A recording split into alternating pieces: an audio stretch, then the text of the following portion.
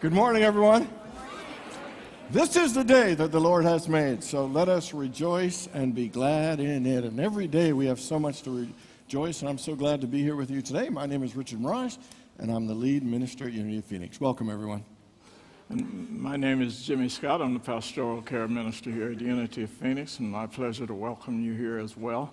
We have an intention for this morning's service, which is to create a space where each person in this sanctuary is able to make an individualized connection with their own indwelling spirit.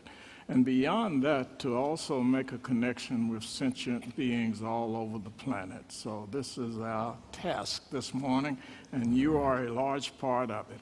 Amen. And so our mission as a community, if you choose to accept it, will appear up on a screen behind me. And I want you to speak it because, as if it were your own, because it is all of our mission together. It is what we are trying to achieve, and it is who we are as a ministry and a spiritual community. Let's affirm it together. Unity of Phoenix is a loving spiritual community that welcomes all people and honors all paths to God. We are dedicated to transforming lives by inspiring and awakening individuals to discover God's Spirit within them. Take a breath into that. Isn't that good? That's a powerful thing.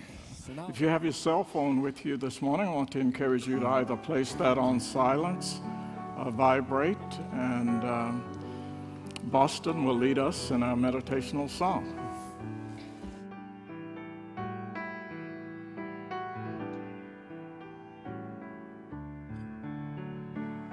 Surely the presence of the Lord is in this place. I can feel God's mighty power and God's grace. I can feel the brush of angels' wings. I see glory on each face. Surely the presence of the Lord is in this place. Surely the presence is in this place. Those words are the timely reminder for us to make a conscious choice to set aside all of the busyness of our lives and to enter into a time of sacred quietness, and into a time of prayer, and into a time of communing with our own indwelling spirit. So as we begin this process together this morning, I invite you to get comfortable in your seat, to take a deep, relaxing breath, and upon the exhalation of that deep breath, just allow all of your cares and concerns to be symbolically exhaled from the body.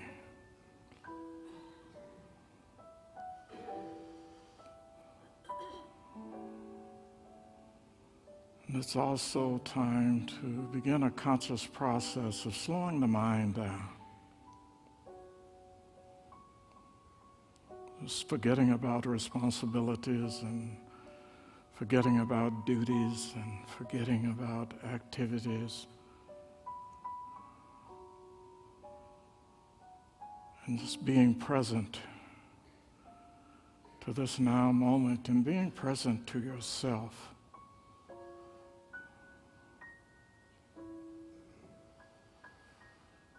All the while breathing and just letting go.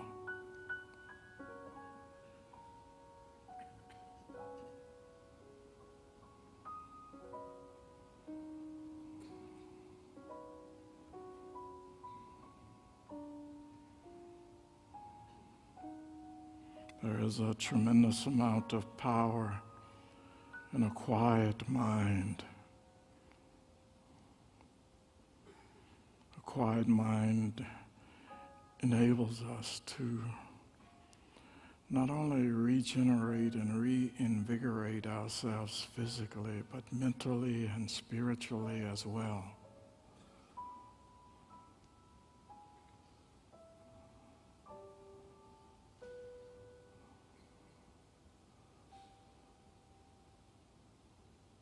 So again, I invite you to take a deep, relaxing breath.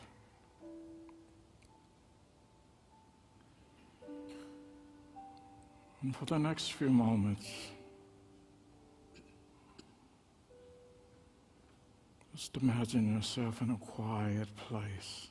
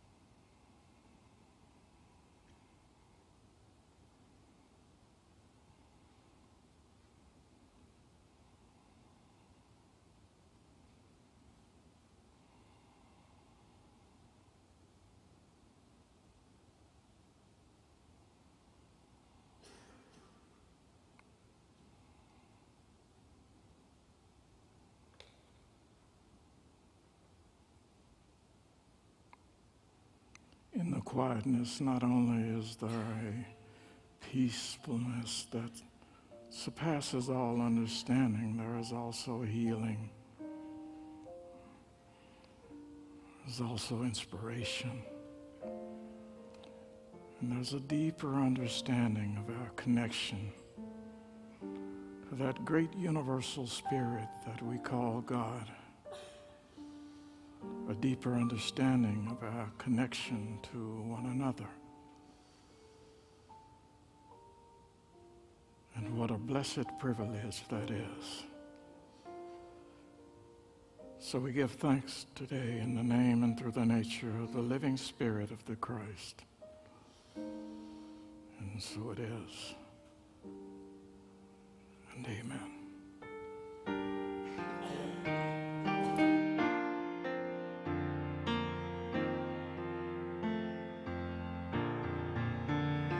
Our Father,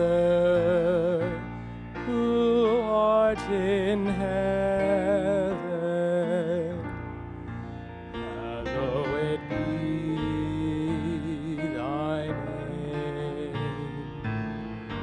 Thy kingdom come, thy will be done on earth as it is in heaven.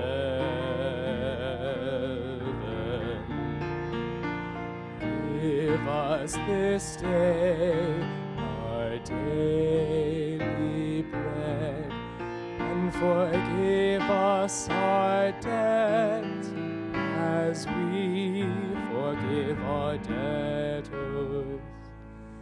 And leave us not in temptation, but deliver us from evil. For thine is the kingdom, and the power, and the glory forever.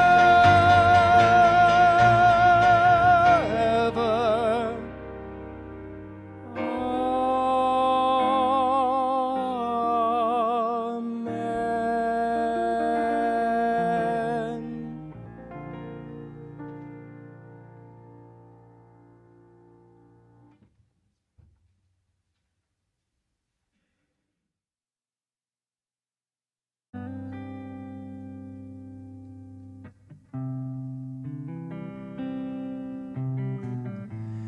Something's calling me.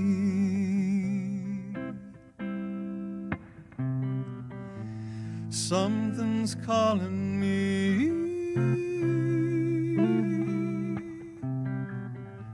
Something's calling me a little bit deeper than I've ever been before. Feels like I'm walking on marbles. Can't still the earth beneath my feet. Is my head in the clouds, my naked legs left dangling. I can feel my heart begin to pound.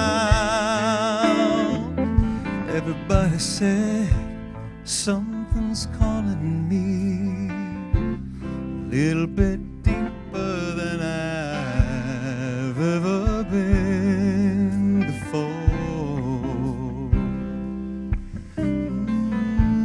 Something's calling me a little bit deeper than I've ever been before. A long dark night, my soul it wanders. Can't see the light that moves me.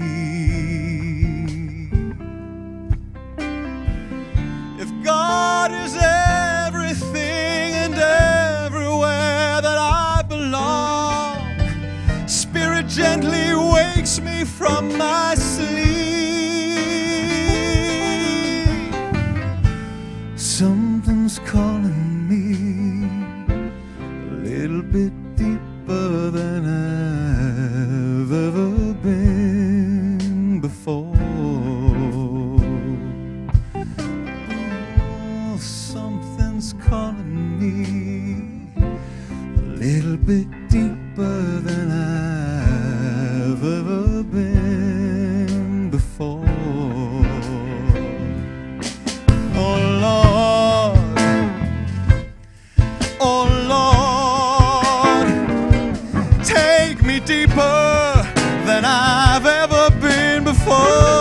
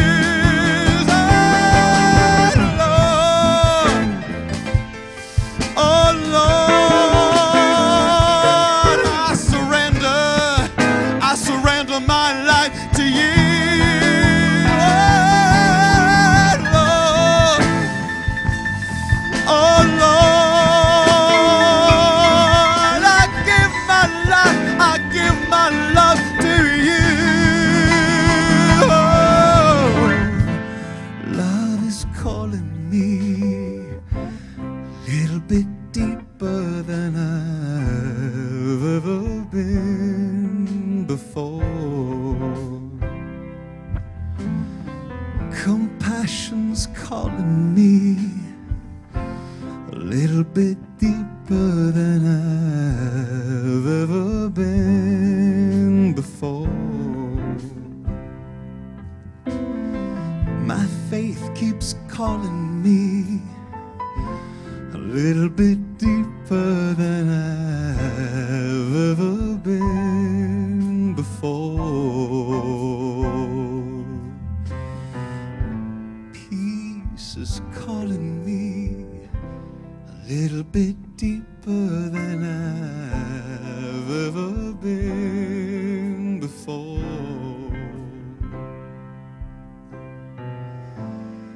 God is calling me, and I'm grateful like I've never been before.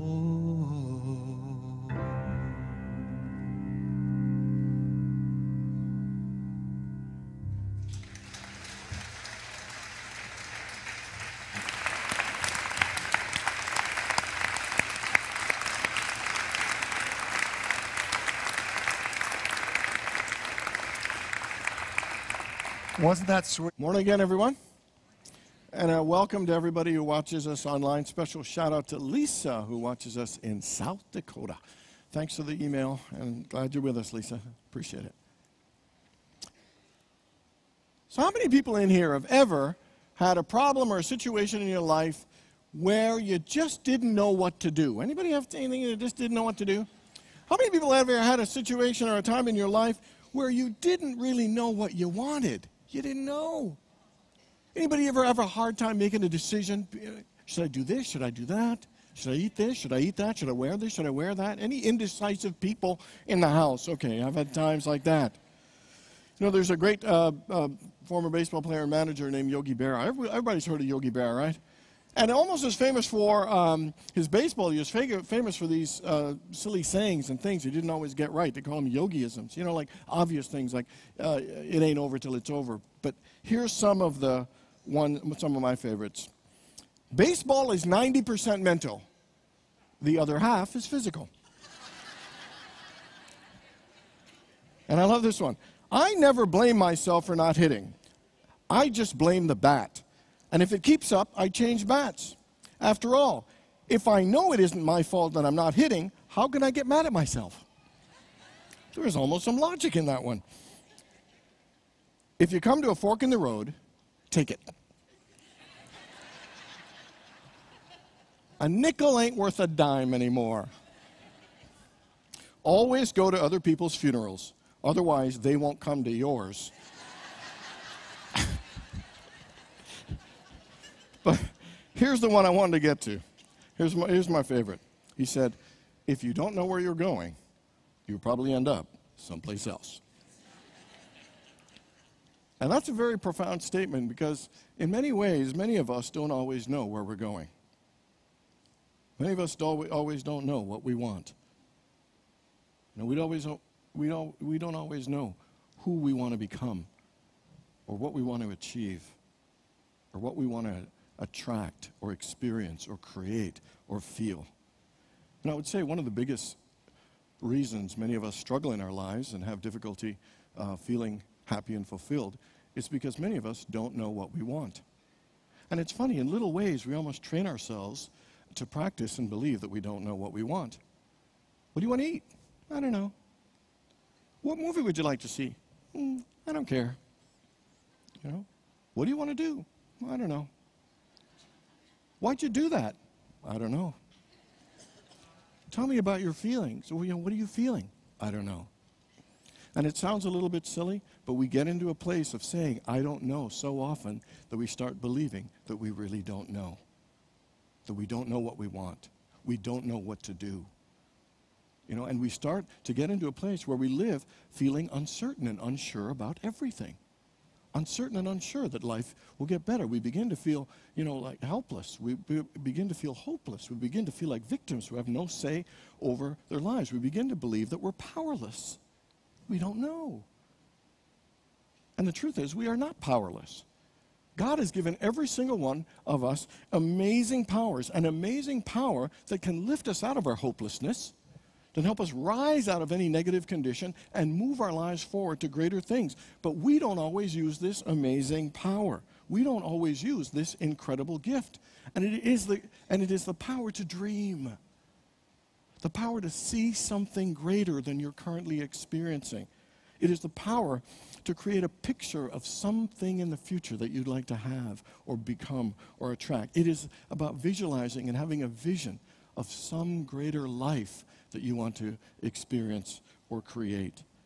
You know, and even though history shows that the most successful people in life, the greatest achievers and the people who make the greatest difference are those who have dreams, those who have visions. You know, Walt Disney said, if you can dream it, you can do it. Carl Sandburg said, everything starts with a dream. Nothing happens unless first there is a dream. You know, Napoleon Hill said, dreams and visions are the blueprints for our achievements and our success in life. You know, you got to have a dream before a dream can come true. You know, in Scripture, in Proverbs 29, verse 18, it says this, where there is no vision, the people perish. But happy is he who keepeth the law. Happy is he who has a vision. Happy is he who has something greater to work towards. You know why? Because a vision gives us a sense of focus and direction, gives us a sense of purpose and meaning. Visions, direct us, they channel us, they engage us, they ignite us, they energize us to move our lives forward to something greater. Where there is no vision, the people perish. But you know what? Where there is a vision, people prosper. They progress. Life moves forward and things begin to happen and change and be transformed into something greater. And with all this evidence of people saying how important it is to have a dream and the Bible saying how important it is to have a vision, do you know most people in this country do not have a dream? Most people do not have a vision. Most people do not even have goals. How many people here know that you could do a better job in using the power to create a dream, the power to have a vision for your life? How many people would like? Okay, 9, 10, great. We're doing good. So this is actually the final talk in a 4-week series about power. And it's really inspired because many years ago, as I've told you, I heard Neil Donald Walsh speak, and he said one thing that I remember in the whole 3 hours, one thing. And he said, the most unfortunate thing, the most harmful thing that we can ever tell ourselves is that we don't have the power to improve our lives. Because it's not true. Every single one of us is more powerful than we realize. God has endowed us and given us dominion and authority and amazing spiritual powers. But most of the time we go around in our lives thinking we're powerless, we're helpless and hopeless, and it's not true. You have amazing powers. You are an amazingly powerful spiritual being. And many of us don't know how powerful we are, and we don't often use the power that we have. The last 4 weeks we talked about the power of letting go, the power of the spoken word. Last week we talked about the power of giving, and today we're going to talk about the power of dreams. So if dreams are so powerful, they can move our lives into different levels and into greater success. Why don't we do them? And the first reason is I think we get so caught up in the appearances. When things aren't working in our present moment, we get so stuck in what's wrong, what isn't working. We get so stuck in the problems and the frustrations that we can't lift our heads up to see anything greater than it. We get so stuck right there, that we don't even believe that life can get better. And not only do we get stuck to the point that we can't visualize or see something greater, we put it into reverse. When things aren't going well, sometimes we start, instead of visualizing, I say we start awfulizing. We start, instead of seeing it getting better, we start believing it'll get worse. Anybody ever do that? Anybody think life's bad and it's going to get worse? Okay, just me and a guy over on this side. Okay, that's okay. So that's one of the reasons, is we get stuck and caught up in the appearance and the problem that we don't even allow ourselves to see or entertain or believe that something could be better. Second thing is fear. Sometimes we think things like, well, if I put out a big dream there and I don't do it, I'll be really disappointed. I'll let myself down. I'm setting myself up for failure, so it's better to not put anything out there. We're afraid sometimes to dream because we think we'll look foolish or we'll fail or things won't go well. And the third reason is, quite frankly, we just don't take the time to do it. Everybody always wants a reward without work. We want success without having to do anything. But the fact is, we have work to do. And the thing is, are you willing to invest the time to get clear about what it is you want, what you want to do, what you want to achieve? The Bible has so many promises of a great life. The book of Jeremiah says, for surely I know that the plans I have for you, says the Lord. Plans to prosper you, not harm you. Plans to give you hope and a future. Jesus said it's the Father's good pleasure to give us the kingdom. He said he came that we may have life and have it more abundantly. We have so much good going for us. And yet, sometimes we don't know how to attract. We have to do some work to make it happen. Let's go to the book of Numbers, chapter 13. And in it, it is about the children of Israel being given the promised land. But even though there was this potential for the promised land, this greater life, they had to do some work. And here's how we tap into the better life. Here's what it says. And Moses sent them to spy out the land, and said unto them, go up from this way southward, and go up into the mountain, and see what the land is. See what the people are like. See what the dwellings are like. See if there is wood or not. See the fruit of the land. And so they went up and they searched. And after returning from their search, it had taken 40 days. And they came back to report and said they had discovered this land flowing with milk and honey. Powerful message there for us. So whatever is going on in our lives, here's what it says. It says, you got to spy out your promised land. How do you do that? You go up to the mountain. You go to a higher perspective.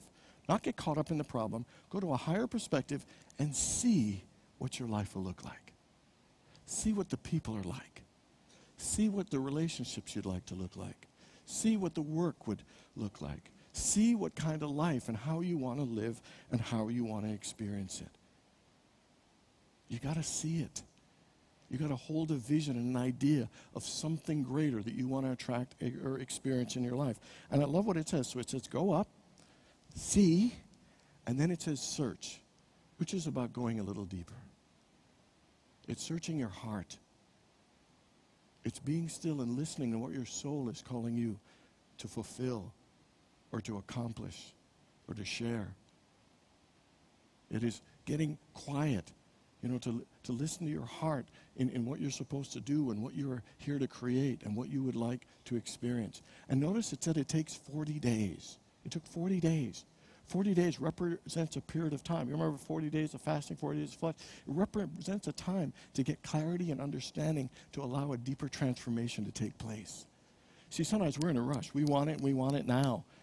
But if you really want to spy out your promised land and get clear about your vision, your goal, and your dreams to attract a greater life, you need to take the time and let it be a process of searching your heart and your soul, listening to your spirit, and letting it unfold. And as you do it more and are committed to it, it will become clearer and clearer and clearer.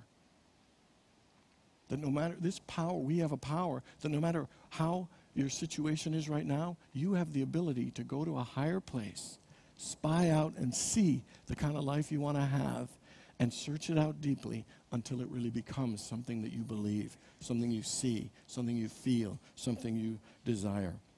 And that's a cool thing, is that no matter what's going on here, we could see something better. Martin Luther King's famous speech, I Have a Dream. I love the first line. It says, I say to you today, my friends, even though we face difficulties of today and tomorrow, I still have a dream.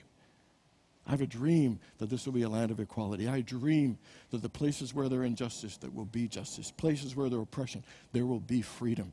That he literally said, this may be the way it is now, but here's what I see. Here's what's going to get better.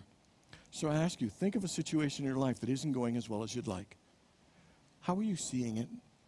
And are you willing to lift yourself up to a higher place and see your relationship healing? Are you willing to see yourself being more fulfilled? Are you willing to see yourself being more financially successful? Are you willing to see yourself being more kind and patient? Are you willing to see yourself overcoming the addiction? Are you willing to see yourself being prosperous and enjoying life? And I invite you this week to take 3 situations in your life and begin to spy out some greater possibility.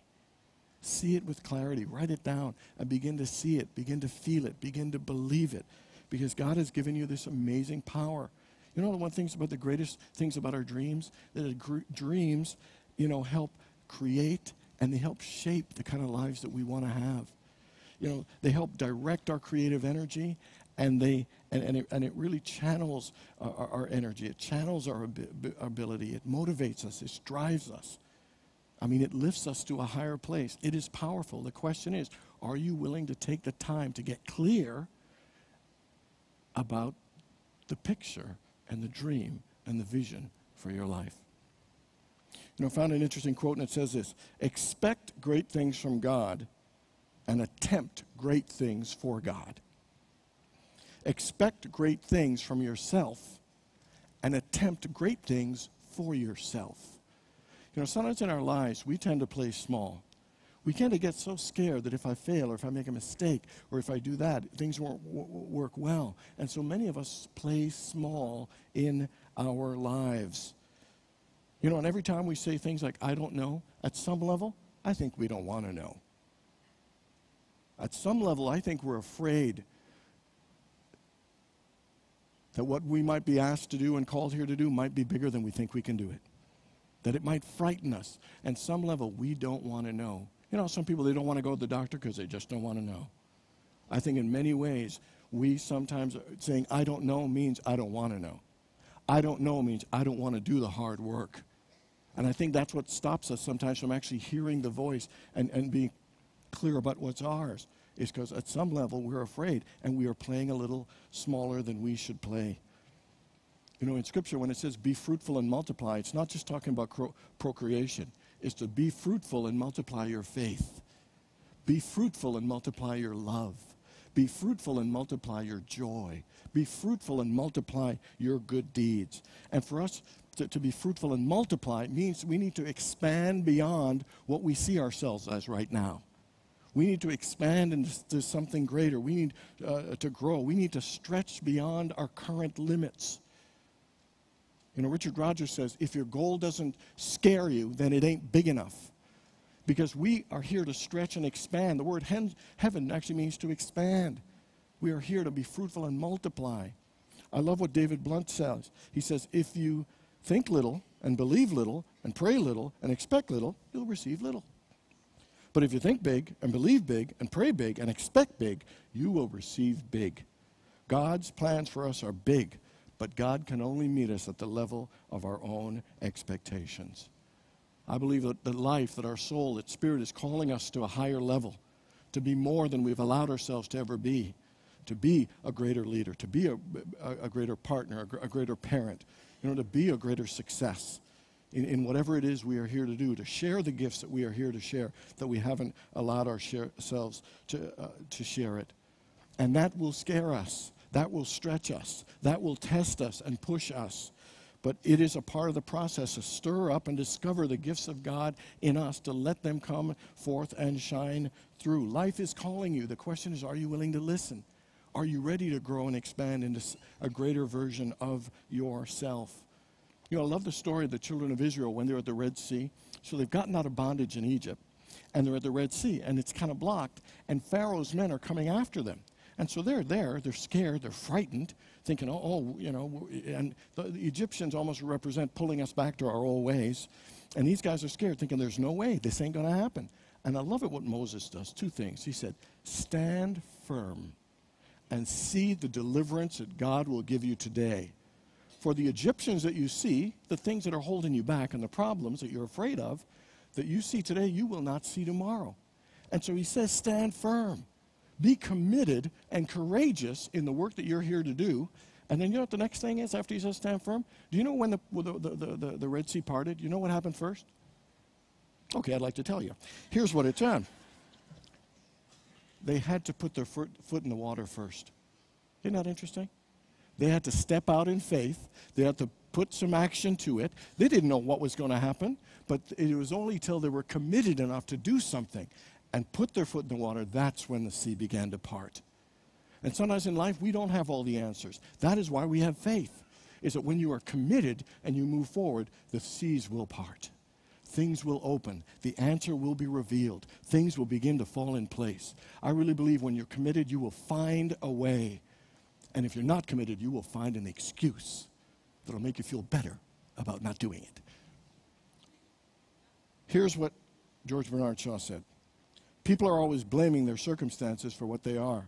I don't believe in circumstances. The people who get on in this world are the people who get up and look for the circumstances they want, and if they can't find them, they make them. When you are committed, when you are courageous, when you're willing to step out, when you're willing to go after, when you are willing to risk and move forward, amazing things happen. If the circumstances aren't there, they will be created. The universe will support you in what you are committed and clear and confident and willing to move forward with. You know, I was reading an article this week, and it said the difference between people who fail and people who succeed is one thing and one thing only. And that one thing is those who persevere. Everyone's going to have problems. Everyone's going to run into walls. Everyone's going to have times where people will say, no, it's not going to work. You're going to fail. You've made a bad decision, not a good move. There'll be people who won't believe in you. You sometimes won't believe in you. But it's the people who keep going, who have the commitment and the courage to realize this is what is mine to do, and I will keep moving forward to that vision. I will keep going. And if you persevere, again, great things will happen in your life. You know, the greatest regrets in our lives aren't the things that we do. They aren't the things that we say.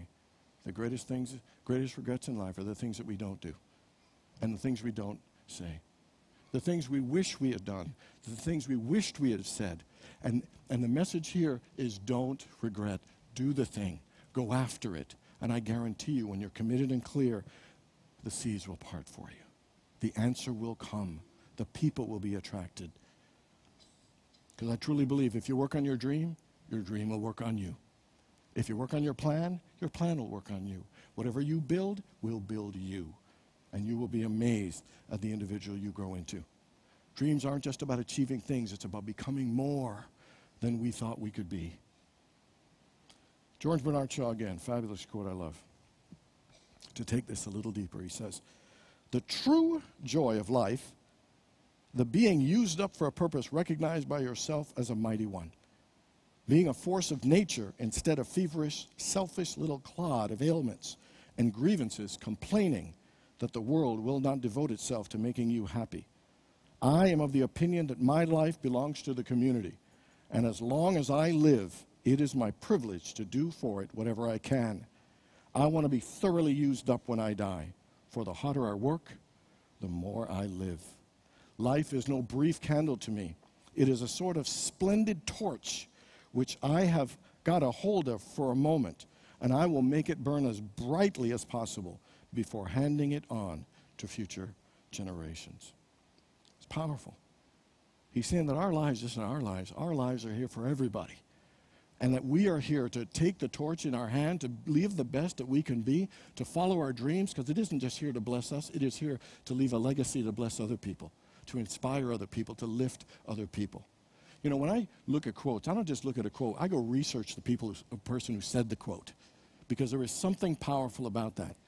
You know, George Bernard Shaw, you know, from humble beginnings, rose to, get a Nobel Prize in literature. You know, this guy was really, really, really quite an amazing individual. He wrote a book, Pygmalion. It was turned into a movie, My Fair Lady. You know, and not surprising, about a common person transforming their lives in a way that it blessed them, changed them, and blessed many lives. I love how he lived his life so fully, that the true joy in life is being thoroughly used up, giving your life the very best, you know, and so that it will bless others. And I love, you know, the fact this guy died at the age of 94. And anybody know he died? I've asked this before. Well, he fell off a ladder, and I'm glad you're enjoying that. But I do too, because he was on a ladder trimming the trees in his yard at the age of 94. That he was living his life fully, giving it everything he had right up until that moment. And the thing I love is he passed away 64 years ago, and still his life is inspiring me and many people, because that's what happens when you live your dream and do your best. You don't realize the ripple effects, even years after, that your contribution, you living your best, you following your dreams, will touch and bless other people. Yogi Berra, what inspired me about him, Yogi Berra didn't even go to high school. He finished grade 8. But yet this guy, he understood the power of a dream. He understood. Do you know he is only one of 4 individuals in baseball history who was a 3-time MVP in the American League?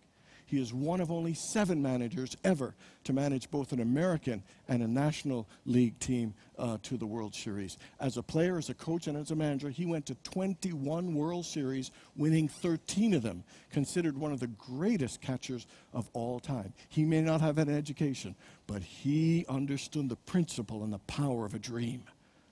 To set your sights on something great and believe that it's possible. And again, you know, actually he's still living. He's 88 years old and inspiring lives still. You know, there are people, you know, like Yogi Berra, like George Bernard Shaw, like Thomas Edison, like Nelson Mandela. All of these individuals, you know, they're all different disciplines: an inventor, an author, a politician, a civil rights leader. They all were different, but you know what they had in common? They all had a dream.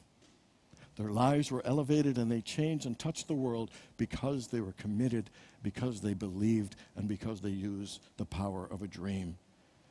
You know, sometimes we think, what happens if a dream doesn't come true or if it fails? It doesn't matter. It will still bless and change lives. You know, there was a school of agricultural dean of admissions, and he was interviewing a student, and he said to this prospective student, "Why have you chosen this career?" And the young man said, "I dream of making $1 million in dairy farming like my father."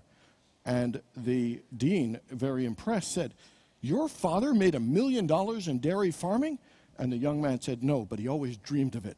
And so it's a bit of a silly joke, but the fact is, you know, if you are willing to believe, even if you fail, it will inspire other people to believe.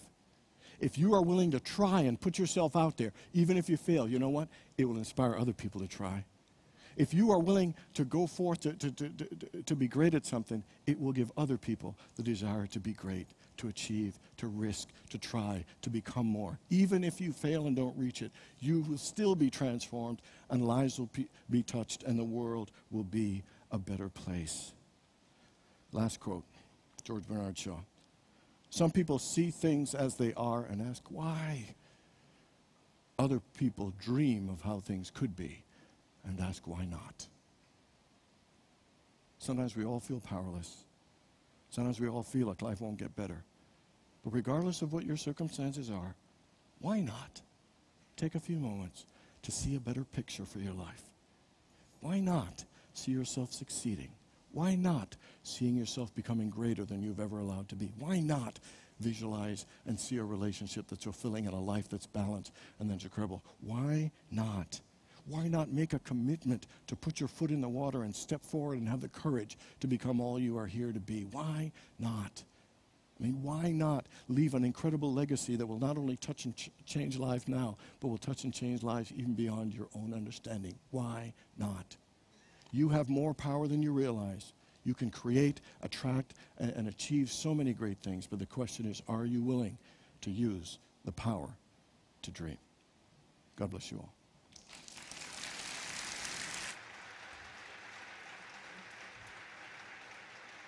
And right now, let's rise as we sing our song of peace.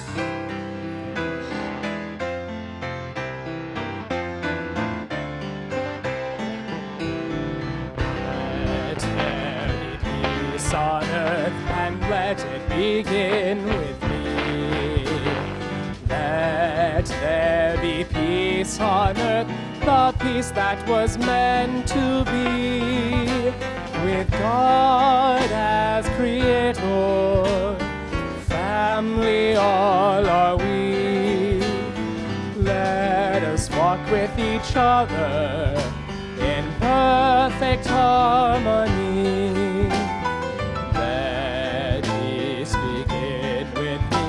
Let this be the moment now. With every step I take, let this be my joyous vow. To take each moment and live each moment in peace eternally. Let there be peace on earth, and let it begin.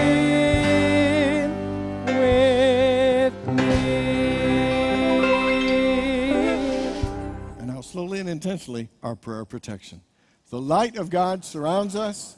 The love of God enfolds us. The power of God protects us. And the presence of God watches over us. Wherever we are, God is. God bless you. What a good day and a wonderful week.